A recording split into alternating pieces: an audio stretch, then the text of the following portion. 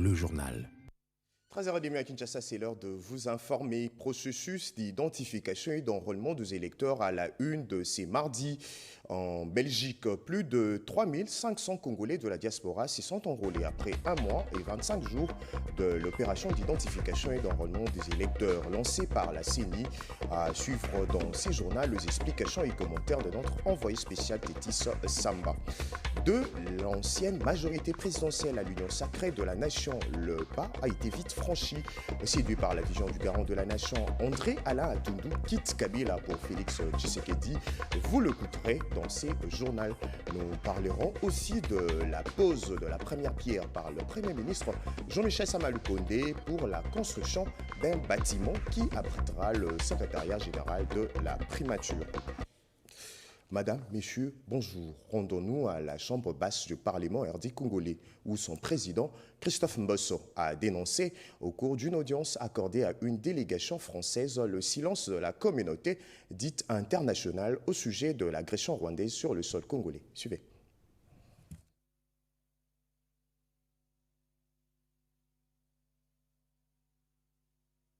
C'est le journal. Le temps du silence face à la manœuvre du pillage des ressources naturelles et à la balkanisation est révolu. La République démocratique du Congo est sur la défensive pour dire non à cette agression barbare et à l'évasion du Rwanda dans sa partie est. La délégation du groupe Forma Prima Ministra est venue partager leur expérience pour le rétablissement de la paix avec le président de l'Assemblée nationale, Christophe Mbosso Kodiapwanga. Nous sommes des femmes et des hommes d'expérience qui ont vécu des guerres, qui ont connu des conflits, et nous savons qu'il faut savoir se défendre. Mais il faut aussi savoir construire la paix. La paix, ce n'est pas un hasard.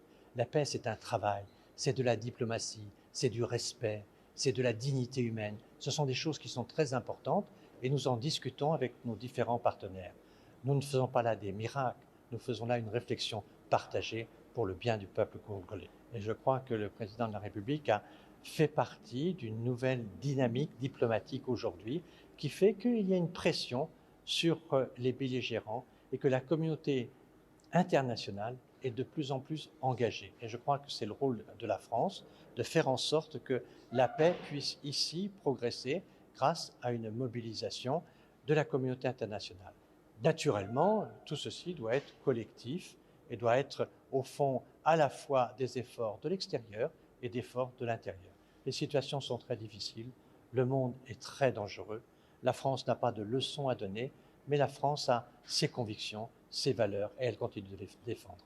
La République démocratique du Congo n'attend les sanctions contre le Rwanda venant de la communauté internationale, a renchéri le speaker de la Chambre basse du Parlement à ses hôtes. Restons au Parlement, mais cette fois-ci à la Chambre haute. La situation sécuritaire dans l'Est de la RDC et l'organisation des élections de 2023 étaient au centre des échanges entre le président du Sénat et l'ancien Premier ministre français. Modeste Bahati Lukwebo a confirmé à son hôte la volonté du garant de la nation de pacifier l'Est de la RDC. Sandra Nyang.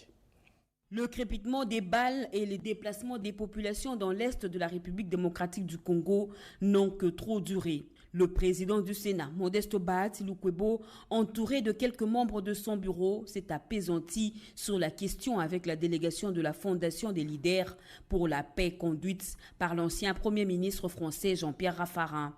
Avec cette délégation, le speaker de la Chambre haute du Parlement a passé en revue la grande préoccupation de l'heure portant sur les perspectives de retour de la paix dans l'Est de la République démocratique du Congo. Le sujet relatif aux préparatifs des élections prévues à la fin de l'année en cours s'est aussi invité à cette rencontre conviviale. Modeste Bahati a brossé à l'intention de ses hôtes la jeunesse de la crise sécuritaire qui sévit à l'est de la RDC depuis 1994, alors que notre pays avait ouvert ses frontières pour offrir son hospitalité aux voisins rwandais qui fouillaient la guerre chez eux. Le président du Sénat a en outre réaffirmé à ses hôtes la volonté du président de la République, Félix Antoine Tshisekedi Tshilombo, de trouver une solution durable par les voies diplomatiques à cette situation depuis son avènement à la tête de la RDC. Abordant la question relative aux élections, Modeste Bahati a soutenu que le président de la République, Félix-Antoine Tshisekedi Tshilombo, est déterminé à respecter le délai constitutionnel pour l'organisation des scrutins prévus à la fin de cette année. Nous sommes très sensibles à la situation de la RDC. Nous sommes très sensibles au malheur des populations qui aujourd'hui souffrent la guerre et qui sont aujourd'hui souvent d'être déportées. Nous sommes très très sensibles aux efforts qui sont faits dans tout le pays pour conduire à la paix. Et nous voulons aussi exprimer une préoccupation de la communauté internationale que nous représentons de manière très libre pour que les sujets qui sont ceux de la République démocratique du Congo soient pris en compte par la communauté internationale. Cette délégation est venue à Kinshasa pour rencontrer les autorités politiques afin de réfléchir sur les questions liées au retour définitif de la paix en RDC. La Fondation des leaders sur la paix regroupe plus de 40 personnalités engagées dans la recherche de la paix à travers le monde. C'est un bâtiment imposant qui abritera le secrétariat général de la primature, quel Premier ministre Jean-Michel Sama-Lukonde a procédé à la pose de la première pierre pour sa construction. Pati Tondouango, bienvenue le Sala et Gilles Piana. Bientôt, le secrétariat général de la primature va être enrichi d'un nouveau bâtiment. Baptisé Jean-Michel Sama-Lukonde, cet édifice moderne va abriter une salle de réunion, 11 bureaux au rez-de-chaussée et 12 au premier niveau, ainsi que des salles d'attente, d'archivage, de numérisation et une bibliothèque à la cave. Le Premier ministre Jean-Michel Sama-Lukonde Kyenge, qui a posé la pierre pour le démarrage des travaux de construction ce lundi 20 mars 2023, s'est réjoui de cette transformation qui va subir le secrétariat général de la primature d'ici 6 mois et qui va permettre à la primature d'être dotée d'une mémoire. Le seul mot, c'est simplement de dire qu'une salle des archives, c'est la mémoire de la primature et en quelque sorte du gouvernement. Et je crois que pour toute administration, sans archives et donc sans mémoire, c'est difficile non seulement d'apprendre des erreurs du passé, mais de mieux orienter des décisions dans le futur pour garantir l'action gouvernementale telle qu'elle est dictée par la vision de son Excellence, M. le Président de la République, Félix-Antoine Tshisekedi Tshilombo, et exécutée par tout le gouvernement. La société Asia Construct SARL qui va réaliser ces travaux a, selon Paul Mavoulou, secrétaire général à la primature, respecté les normes de passation des marchés publics en République démocratique du Congo et a déjà perçu 30% du coût global des travaux.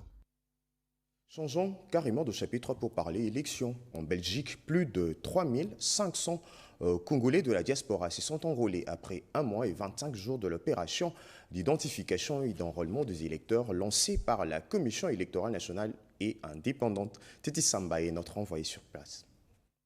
La deuxième phase d'identification et d'enrôlement des électeurs est terminée. La Commission électorale nationale indépendante a officiellement clôturé ses opérations ce lundi 20 mars 2023 sous les 9 provinces de la République démocratique du Congo et 3 pays étrangers qui comptent cette deuxième ère opérationnelle. En Belgique, pays de l'Europe de l'Ouest, plus de 3500 Congolais se sont présentés pour se faire enrôler dans l'avenue Marie de Bourgogne, au siège de la représentation diplomatique congolaise à Bruxelles. Débuté le 25 janvier 2023 à l'ambassade de la République démocratique du Congo, ces opérations qui devraient se terminer le 23 février dernier ont connu 25 jours supplémentaires. Le bilan est satisfaisant et selon la présidente du bureau d'identification des électeurs, Mme Marie Thibola. D'autant plus que le nombre des personnes enrôlées n'est nullement négligeable au regard des distances parcourues par ces Congolais pour remplir pour la première fois à l'étranger leur devoir civique. Un fait encourageant pour le numéro 1 de la centrale électorale de Nikadima Kazadi qui affiche son optimisme avec l'appui de toutes les forces vives de l'institution qu'il dirige quant à la tenue dans le délai constitutionnel des élections générales le 20 décembre 2023. Les centres d'inscription d'électeurs officiellement fermés débutent enfin une bonne semaine encore la période des recours en vue de gérer d'éventuels cas de contentieux et une équipe de la cellule du juridique de la centrale électorale conduite par Maître Samir Malanda est présente en France et en Belgique. Dans un autre registre, les femmes et hommes de médias sont appelés à dénoncer le harcèlement sexuel dans la sphère médiatique. Recommandation de participants d'une conférence à ces sujets lancée le lundi 20 mars 2023 par la première dame de la RDC et président de la fondation Denise Oniakeru Tshisekedi, José Baïtombo. Un geste déplacé, un compliment sexiste ou encore un service en échange d'un acte sexuel sur fond de chantage, les victimes du harcèlement sexuel sont beaucoup plus nombreux que le renseignent les statistiques. L'absence de la culture des dénonciations conforte la position des bourreaux qui en silence font encore plus de victimes. Considérées comme les plus exposées à ces phénomènes, les femmes de médias invitées à cette grande conférence ont aux côtés de la première dame de la République réfléchi sur les mécanismes à mettre en place pour freiner l'expansion inquiétante de cette forme de violence faite aux femmes. Denise Oniakeru Tshisekedi a, sur base de statistiques disponibles, étalé sur toute l'étendue l'ampleur du problème qui s'est aggravé avec l'avènement des réseaux sociaux, qui, en l'absence d'une réglementation, multiplient le nombre de victimes. La First Lady a appelé ces femmes de médias venues pour certains des pays d'Afrique à amplifier la culture de la dénonciation pour contraindre le bourreau. Il revient donc aux professionnels des médias l'obligation d'éduquer et d'être des modèles. Ce n'est pas la recherche du buzz qui valorise. Communiquer est un art et également un métier. Prenons par conséquent l'éthique et le respect de la déontologie exigée par la profession. La vraie influence que vous aurez sera celle qui conduit à la construction de l'homme, respectueux de soi-même et de son prochain et de son pays. Lorsque vous êtes témoin d'un acte de violence sexuelle autour de vous, parlez-en et dénoncez. Trouvez le moyen d'accompagner la victime pour que la juste réparation lui soit accordée. Je suis convaincue que ce n'est que de cette manière que la blessure ou la plaie sera traitée et ce fléau éradiqué. Vous, professionnels des médias, avez appris à traiter l'information et à la diffuser de manière efficace. Parlez du harcèlement sexuel que subissent vos collègues, que vous subissez. Parlez pour que l'aide vous soit apportée. Ce n'est que par cette façon de procéder que les prédateurs sexuels seront mis hors état de nuire. Organisée sur initiative de la Fondation Zakari Baba-Bassoué, cette conférence a vu plusieurs personnalités éplucher la question à l'exemple du président du Conseil supérieur de l'audiovisuel et de la communication, Christian Bossembe. Les discussions se sont poursuivies en panel avec notamment les patrons de médias publics africains, panel auquel a pris part la directrice générale de la RTNC, Sylvie Elengue. Ces femmes et hommes genrés des médias, comme la première dame marraine de cette conférence, partagent un même souhait, celui de voir ce fléau complètement éradiqué dans la société congolaise. Le directeur du cabinet adjoint du chef de l'État en charge de questions juridiques, politiques et diplomatiques, Nicole Ntumba-Bwacha, était l'invité de marque à une journée de réflexion organisée par le femmes avocat du barreau de Kinshasa sur le thème « Éthique comme outil pour l'amélioration de la compétitivité du métier d'avocat ». En ce mois international dédié aux droits des femmes, le barreau de Kinshasa Gombe, commission genre, a convié les femmes avocats à réfléchir sur 3 principaux thèmes pour un monde digital et inclusif, innovation et technologie pour l'égalité des sexes, thème international, éducation numérique égalitaire pour la paix, l'autonomisation des femmes et filles à RDC, thème national, les nouvelles technologies de l'information et de communication comme outils pour améliorer la compétitivité du métier d'avocat, thème du barreau de Kinshasa Gombe. Invité à intervenir au cours de la cérémonie d'ouverture de cette journée, Madame le professeur Nicole Ntumba-Bwacha, directeur des cabinets adjoints du chef de l'État en charge des questions juridiques, politiques et diplomatiques, s'est apaisantie sur le leadership féminin face au thème les nouvelles technologies de l'information et des communications comme outil pour améliorer la compétitivité du métier d'avocat. La femme en général, avocat en particulier, doit accéder aux nouvelles technologies qui ne sont pas du seul apanage de l'homme, l'oratrice a fustigé les complexes d'infériorité vis-à-vis de ces domaines qui n'est pas seulement réservé à l'homme. Qu'il n'est pas question qu'il y ait de complexe d'infériorité ni de supériorité, puisque nous vivons ensemble, il y a le seul complexe que j'adore, le complexe de complémentarité. Toujours. Et je le dis toujours dans mes émissions et dans mes conférences. Alors, comment inverser la tendance pour aboutir à un seul complexe, celui de complémentarité, qui permet un certain équilibre dans les rapports hommes-femmes?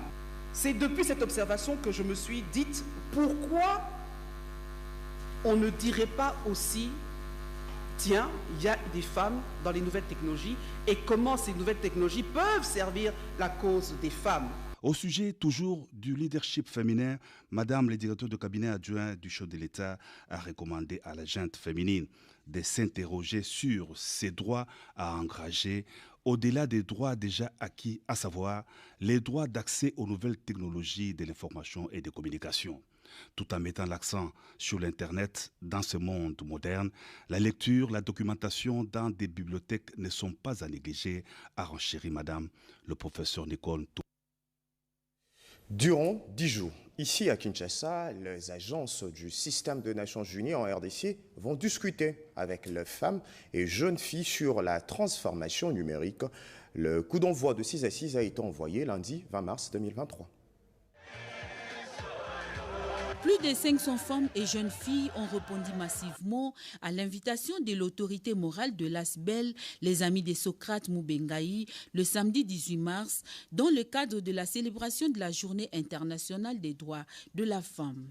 Accompagné de son épouse, Madame Grace Ebonzo, et de tous les membres de l'ASBEL, M. Socrate Mubengai a bénéficié d'un accueil avec faste de Maman Denjili Kilambu sous les ovations et chants d'allégresse à l'honneur de leur hôte chouchou des mamans. M. Socrate Mubengai a parcouru plus de 10 km à pied sur des mondes des femmes pour atteindre la ferme Bachi Batia, lieu de rendez-vous.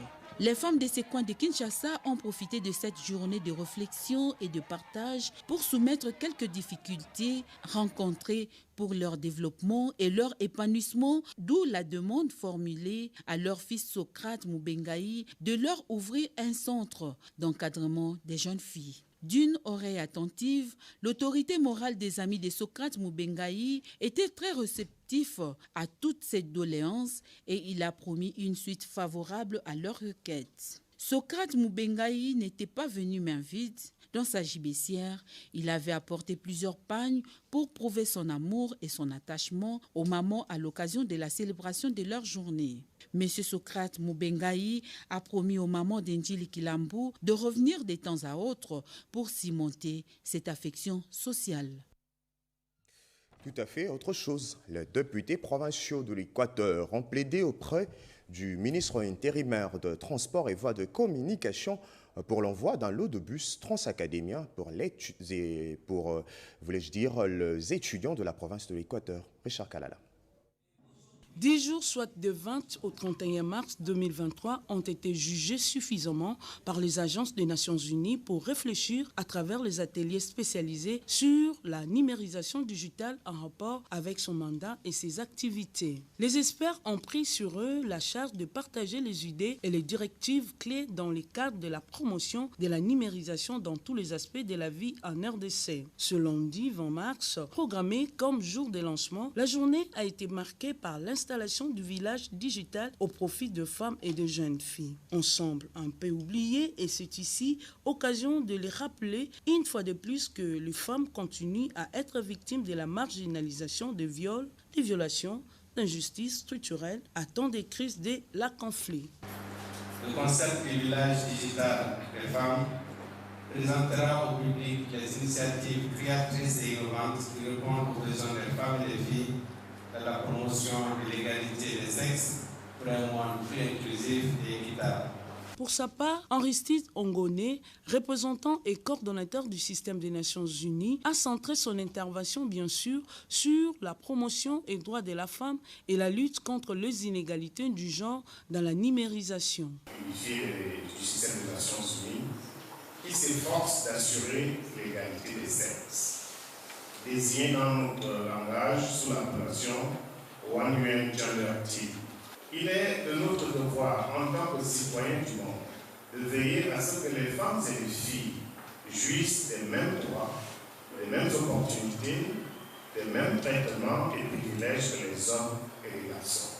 La cérémonie de numérisation digitale de femmes s'est achevée par la visite distante implantée dans la cour de la paroisse Fatima à la Gombe.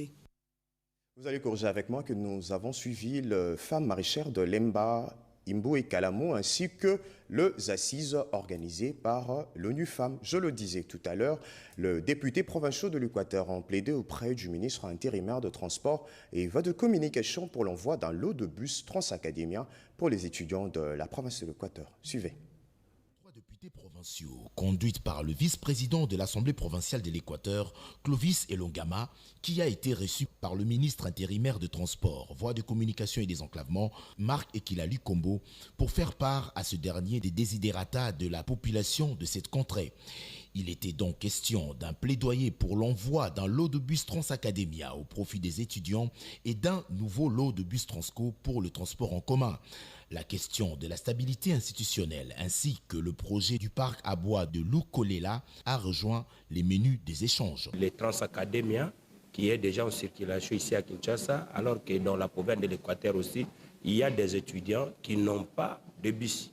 Très attentif pendant les échanges, Marc Ekila s'est montré réceptif aux préoccupations de ses compatriotes et a réitéré sa détermination à accompagner les autorités provinciales de l'Équateur tout en insistant sur la nécessité de garder l'unité pour le développement intégral de cette partie du pays, récemment honorée par la visite du chef de l'État Félix Antoine Tshisekedi Tshilombo qui a présidé la dernière conférence de gouverneurs en décembre dernier. On a besoin de développer, surtout avec le programme de développement à la base des 145 territoires. Il s'est également de signaler la présence du directeur général de l'OGEFREM, William Kazumba, convié à cette réunion par le ministre intérimaire de Transport pour éclairer la lanterne des députés provinciaux sur le projet ambitieux du parc à bois de Lukolela.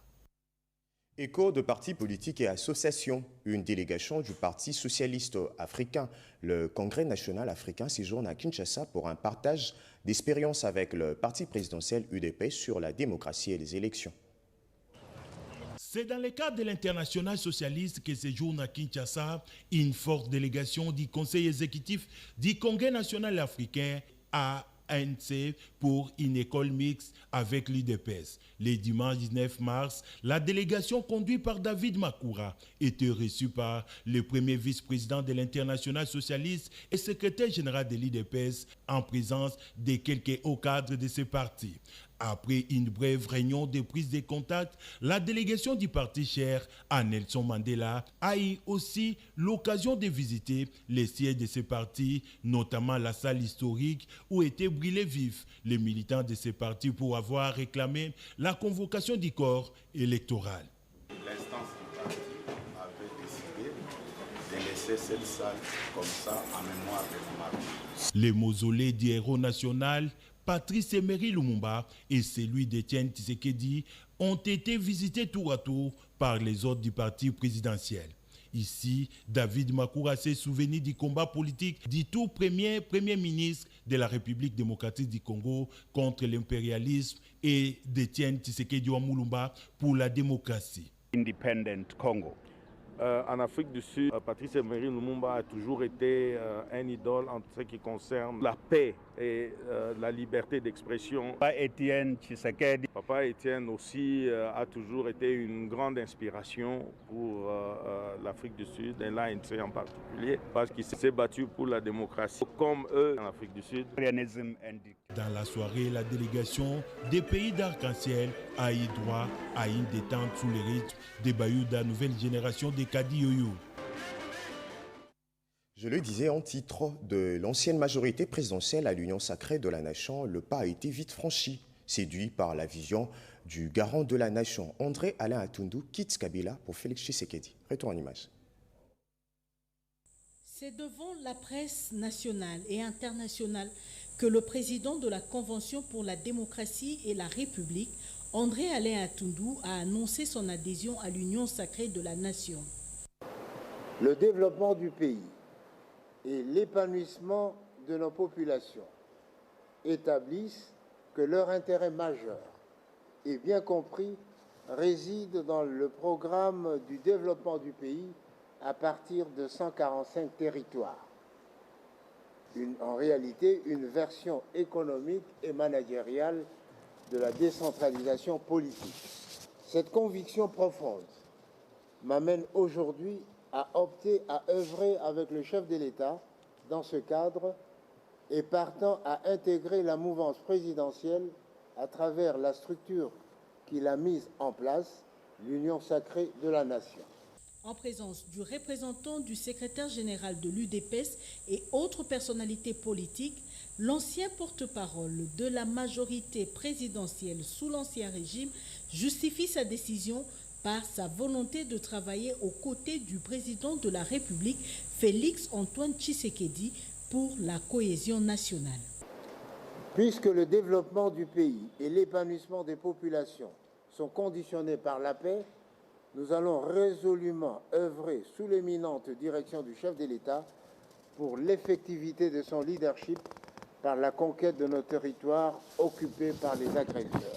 Selon André-Alain Atundu, l'opinion sera fixée sur l'adhésion de son parti à un groupement politique de l'Union sacrée qui a pour objectif de rassembler les forces vives du pays pour faire face aux multiples défis auxquels la RDC est confrontée. À la foire internationale de Kinshasa, l'Alliance de combattants de Jésus-Christ pour la restauration du peuple a organisé une journée de prière pour la nation. Les chrétiens de cette communauté demandent au Tout-Puissant d'intervenir en faveur de la RDC victime de l'agression rwandaise. Iverson Kabobo. La foire internationale de Kinshasa s'est transformée en un temple assiégé par des hommes et femmes ainsi que de jeunes venus implorer Dieu pour protéger le pays face à l'agression qu'il subit de son voisin du Rwanda. Ils appartiennent à l'Alliance des combattants de Jésus-Christ pour la restauration du peuple conduit par son président national, l'apôtre Berki Chiri Mwami. Cette nouvelle formation politique attend à accompagner le pays dans la mise en œuvre de ses actions et promouvoir l'esprit d'engagement et des sacrifices de la nation. La COGEGREP met l'emphase sur l'éducation, la recherche scientifique et technologique, la santé, l'emploi et la sécurité sociale, la famille, la femme, la jeunesse, les enfants, les personnes de troisième âge, les personnes vivant avec handicap et la société. L'instant est marqué par l'installation du comité fédéral de la capitale et la désignation de sa présidente. Sylvie Boulaboula Apea a pris l'engagement de soutenir le garant de la nation, Félix Antoine Tshisekedi Tshilombo, et de lui assurer un second mandat. Les objectifs que nous fixons d'abord face à la jeunesse, c'est d'abord encadrer la jeunesse, faire comprendre à la jeunesse que si hier on avait des papas qui dirigeaient ces pays, aujourd'hui aussi nous jeunes, nous pouvons aussi accompagner le chef de l'État tout en étant chrétiens. Nous avons le devoir d'accompagner le chef de l'État qui est Félix Tshisekedi. C'est par le rythme de la musique chrétienne que s'est clôturée cette cérémonie. Ils ont été outillés pour former un noyau dans la création de la classe moyenne. Un échantillon représentatif de jeunes a suivi une formation sur l'entrepreneuriat, une initiative de l'école de vainqueurs. Cédric Kenina. Une formation qui apporte une valeur ajoutée dans la solidification d'une base pour une classe moyenne jeune. Un créneau essentiel dans la vision de développement du chef de l'État Félix Antoine Tshisekedi. L'école des vainqueurs, structure d'appui à la Fondation Victor Bossokou, a clôturé son séminaire de formation avec plusieurs modules, notamment l'éthique et déontologie dans l'entrepreneuriat, ses mécanismes le plus subtils et tant d'autres. Une bonne fourchette pour un succès, une fois lancé dans l'entrepreneuriat. De pareilles initiatives sont encore à multiplier pour soutenir la vision du chef de l'État et je suis optimiste sur leur dévouement quant aux acquis de ce séminaire. De la parole à l'acte, les récipiendaires vont bénéficier, au-delà de ces brevets, des financements pour un départ et soutien aux microfinances. Notre contribution, nous soutenons avec nos efforts la classe moyenne que le chef de l'État a toujours mis priorité parmi ses actions. Et grâce au concours de l'école des vainqueurs, nous avons lancé la formation sur l'entrepreneuriat et qu'aujourd'hui, il y a de nouveaux entrepreneurs qui peuvent déjà exécuter des grands projets en tant que professionnels. Pour attester qu'il s'agit du concret, une moto à titre symbolique a été remise à l'un des futurs entrepreneurs en attendant la 3e édition. Un mot de religion avant de clore ce journal. La paix à l'échelle internationale doit se construire avec le leader, mais aussi avec leur religion. Message lancé par l'ONG internationale HWPL, Culture Céleste, Paix mondiale et Restauration de la Lumière lors d'une célébration. Edith Chala. Culture Céleste, Paix mondiale et Restauration de la Lumière, une ONG internationale HWPL, qui a fait la déclaration pour la paix et la cessation des guerres, mène un plaidoyer pour l'adhésion de plus de pays à cette déclaration, partant des limites du droit international qui reconnaît le recours aux moyens armés en situation ultime pour des solutions entre les États. Cette déclaration de 10 articles et 38 clauses pour l'institutionnalisation de la paix propose autre chose. Pour la première fois, la République démocratique du Congo accueille une activité commémorative de la déclaration au cours d'une période où l'Est de la RDC est envahi par le Rwanda et ses suppôts du M23. Nous souhaitons que la RDC aussi soutienne sur ces déclarations au niveau national. Avec la culture céleste, nous apportons la paix au monde. Et quand on voit le ciel, il n'y a pas la frontière. Et le ciel nous donne la vie à toute l'humanité avec la lumière et l'air et la pluie, et sans discrimination. De la même manière, nous aussi, en suivant ces caractéristiques célestes, nous mettrons fin à la guerre. En plus de la paix, HWPL pense au dialogue des religions comme moyen d'arriver à une paix durable. Invité, le professeur Essambo, doyen de la faculté de droit de l'université de Kinshasa, a appelé plusieurs à adhérer à cette initiative de paix.